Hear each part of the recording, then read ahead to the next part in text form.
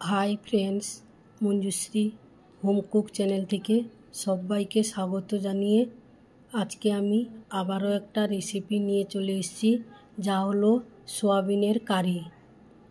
ताहले आमी सोयाबिनेर कारी रेसिपिटा तैरी करार जोन्नो एखाने की उपकरण नियेछि आपनारा एकटा लाइक दिए देखते थाकुन। आमी एकटा कड़ाईते 2 ग्लास जल निये गरम करते बसिए दिएछि। जलटा भालो करे गरम हये आसार पर एखाने आमी 2 पैकेट सोयाबिन एड करेछि। तार संगे एखाने 1 चामच लवण दिए भालो करे सेদ্ধ करे निब। आमार सेদ্ধ हये गेछे।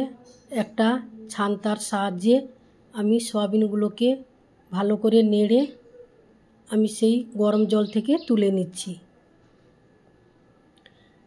सोयाबिनगुलो आमार एखाने भालो करे सेদ্ধ हये गेछे। तुले निये आमी ठांडा जले भालो करे धुए निয়েছি। सोयाबिनेर भितर एकटा गन्ध थाके ताई आमी 2 बार ठांडा जल दिए भालो करे धुए निয়েছি। धुए नेওয়ার पर ओई सोयाबिने आदा काँचा लंका बाटा 2 चामच दिलाम और एखाने 2টো ডিম দিব। संगे 1 चामच लवण, हाफ चामच हलुद गुঁড়ো और हाफ चामच लंकार गुঁড়ো दिए आमी भालो करे एखाने एकटा चामच दिए आमी माखिए निब। सबगुलो सोयाबिनगुलोके डिम दिए भालो करे गुलिए माखिए निलाम।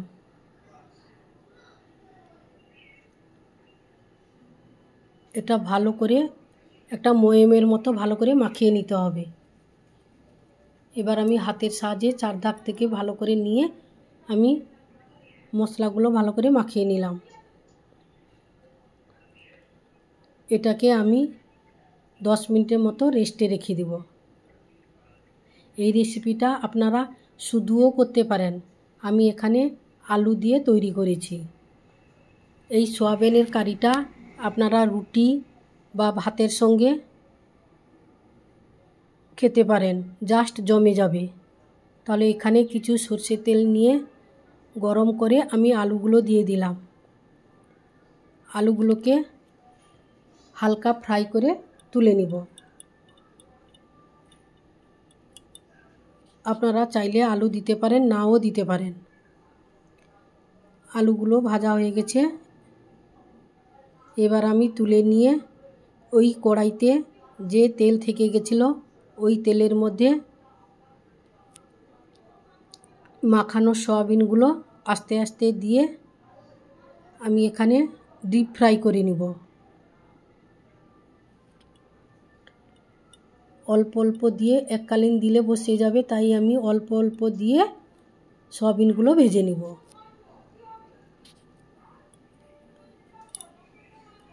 যে সোয়াবিন খেতে চায় না সেও এই রেসিপিটা দেখলে বা আপনারা তৈরি করলে সোয়াবিন খেতে চাইবে। এত টেস্টি হয়েছিল সোয়াবিনের রেসিপিটা।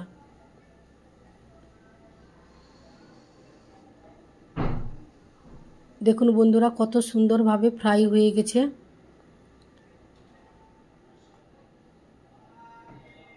যেসব বন্ধুরা এখনও চ্যানেলটিকে সাবস্ক্রাইব করেননি আপনারা অবশ্যই চ্যানেলটিকে সাবস্ক্রাইব করে পাশে থাকা বেল আইকনটি প্রেস করে দিবেন, তাহলে আগে নোটিফিকেশান পৌঁছে যাবে বা আপনাদের ভিডিও দেখতে সুবিধা হবে। এবার আমার ভাজা হয়ে গেছে। এবার আমি আস্তে আস্তে করে সবগুলো তুলে নিব। আর এই রেসিপিটা কেমন হলো আপনারা কমেন্ট বক্সে একটা কমেন্ট করবেন যে রেসিপিটা কেমন হয়েছে।